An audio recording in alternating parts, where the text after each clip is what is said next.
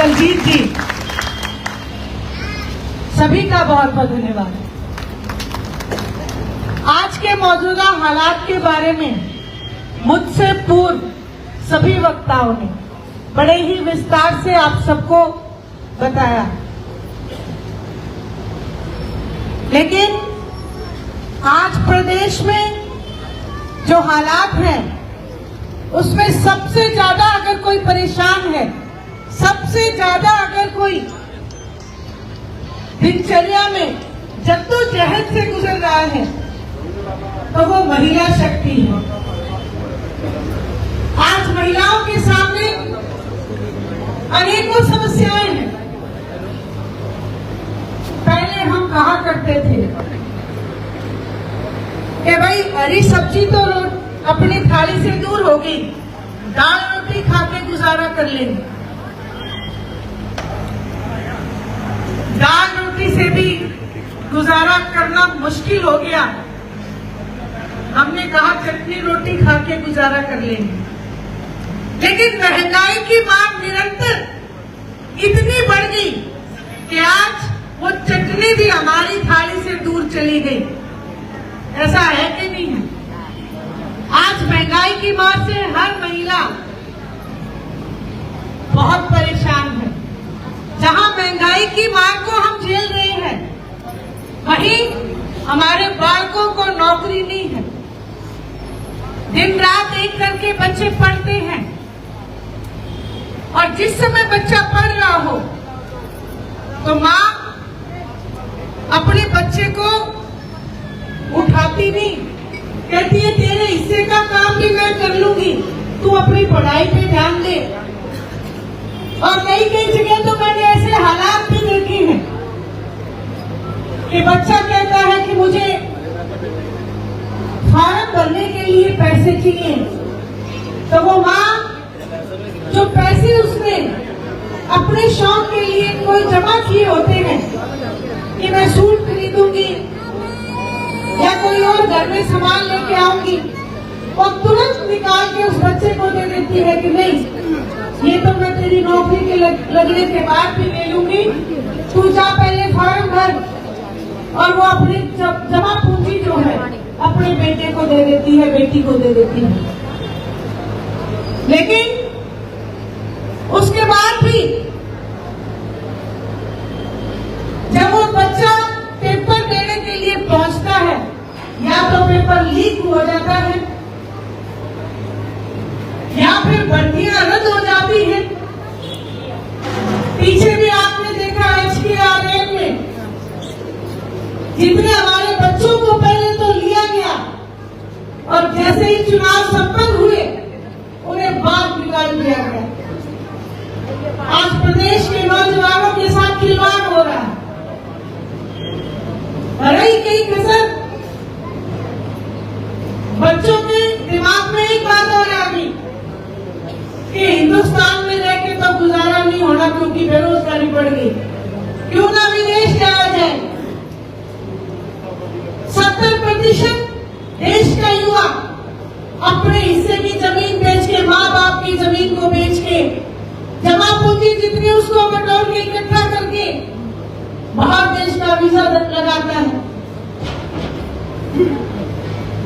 इस आस में, इस उम्मीद में कि बाहर से पैसा कमाऊंगा, मेरे माँ बाप को संपत्ति बनाऊंगा।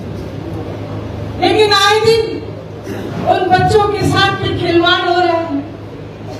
बाहर देशों से हमारे नौजवानों की लाश आ रही है और पता नहीं कब कौन सा मुल्क अमेरिका की तरह हमारे बच्चों को बाहर का रास्ता दिखा दे, निकाल दे।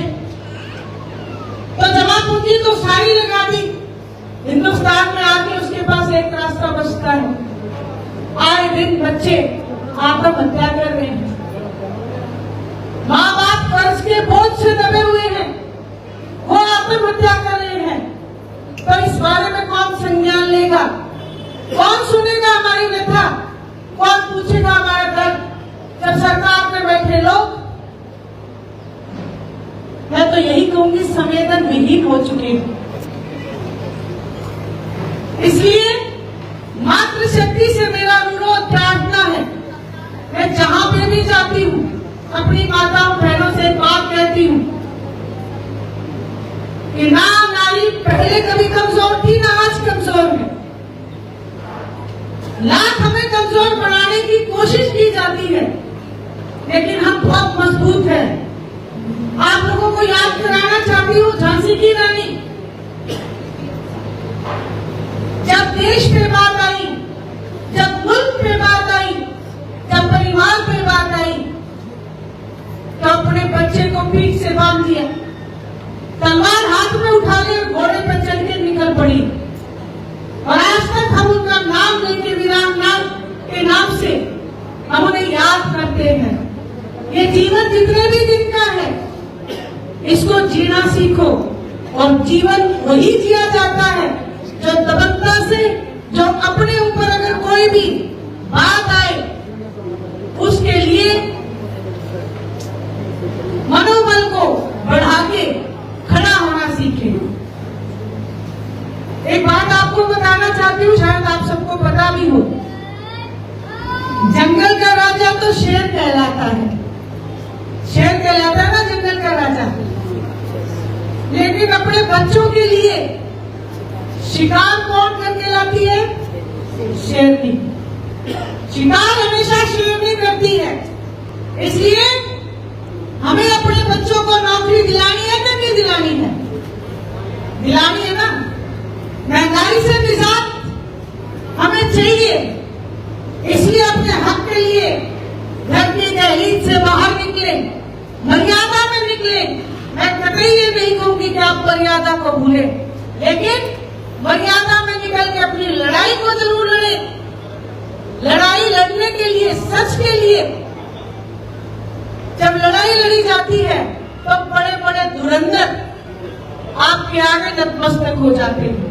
ताजा उदाहरण, अभी इंडियन नेशनल लोकदल की पूरी इकाई ने एक लड़ाई लड़ी थी पानी के लिए। लड़ी थी ना, बहुत सारी मेरी बहनें गई होंगी, बटका बोर्ड प्रदर्शन करके आए थे हम। डीसी को हमने ज्ञापन दिया था, पूरी इंडियन नेशनल लोकदल की इकाई ने।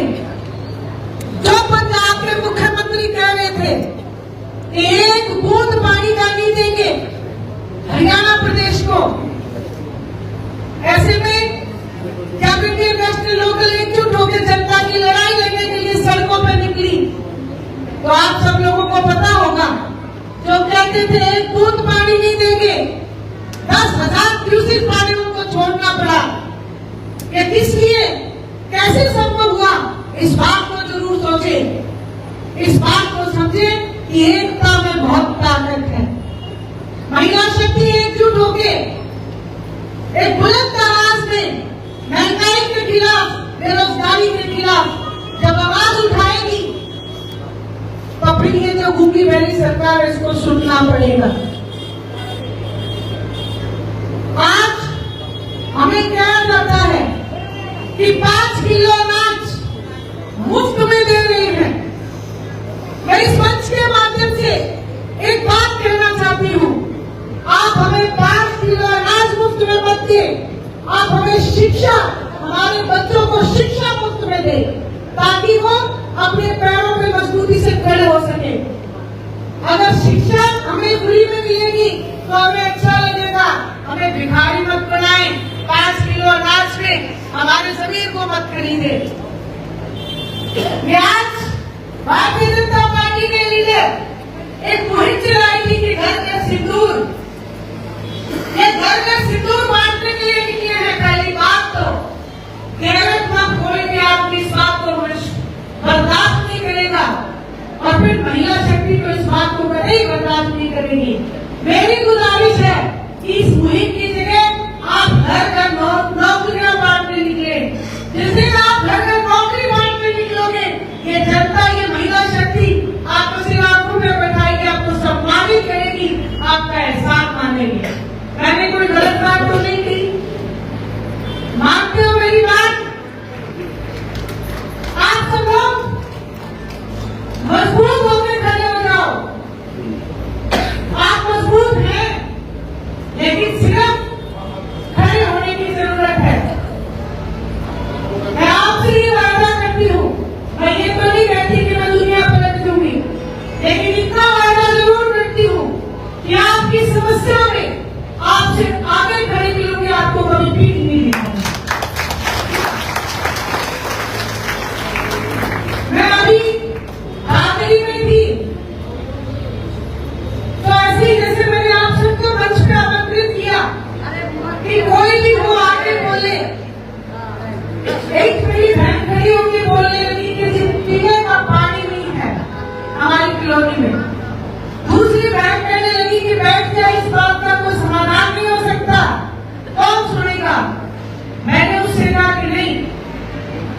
हमें कोशिश तो करनी चाहिए।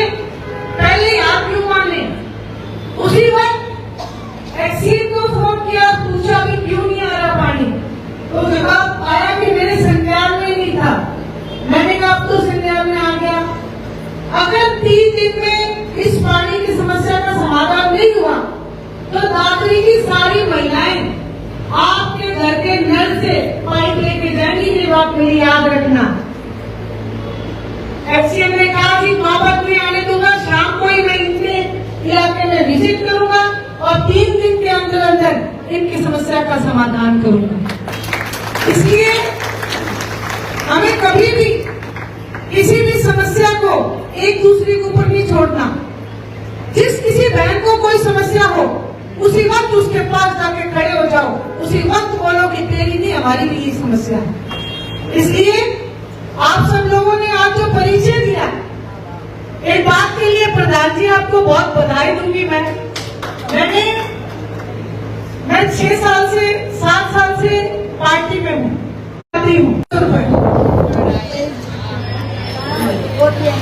नहीं आएगा। और चुनाव से पहले आपने पीले कार्ड बना दिए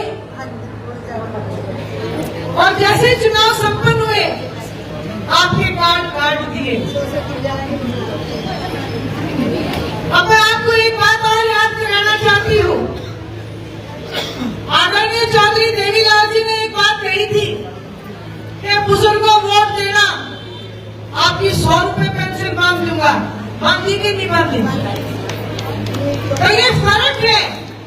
इस फर्क को समझो कि कौन सी पार्टी आपसे पास सच्ची जुबान से आती है और कौन सी पार्टी के लोग केवल झूठ बोलते चले जाते हैं।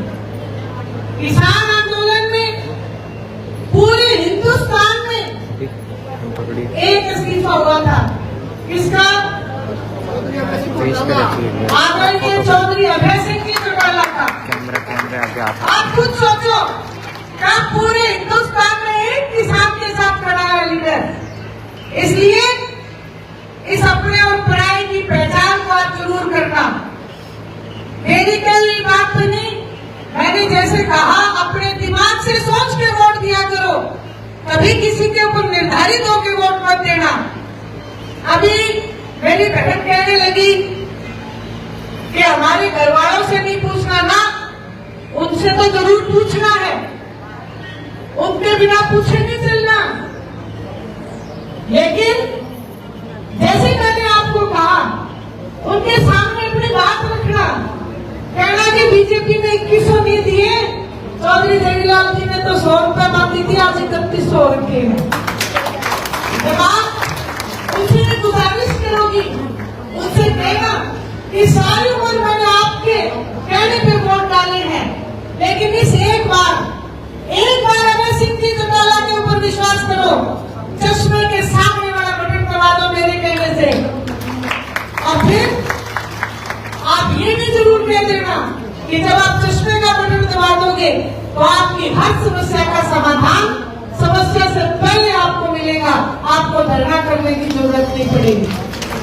करते होगे ये काम? पेंशन लेनी है फिर। और एक काम और भी कहूँगी, मैं तो आज सारे काम गिना के जाऊंगी। आज जितनी आप मेरी माताएं बहनें बैठे हो, इसी वक्त से जब आप यहाँ से जाओ तो ये दिमाग में सोच लेना कि अगली बार अपने साथ 10 लाऊंगी। लाओगे कि नहीं लाओगे? एक दूसरे को नहीं देखना, नारी 10 लानी है, नारी 10 बनानी है। लाओगे? जब आप एक के साथ 10 लेके आओगे तो आपकी ताकत बड़ी होगी, महिला शक्ति की ताकत बढ़ेगी और हम अपनी समस्याओं का समाधान कराएंगे। इंडियन नेशनल लोकदल पार्टी का साथ देंगे और इंडियन नेशनल लोकदल पार्टी को मजबूत बनाएंगे ताकि हम अपने बच्चों को नौकरी दिला सके, महंगाई से निजात पा सके और जगह जगह रोने से अच्छा है हम अपनी शक्ति को बढ़ावा दें। आप सबने यहाँ आके मुझे मान और सम्मान दिया। मेरी बहनों ने मुझे बहुत अच्छा गुरुजी का लॉकेट दिया, जिसके लिए मैं सबका बहुत बहुत धन्यवाद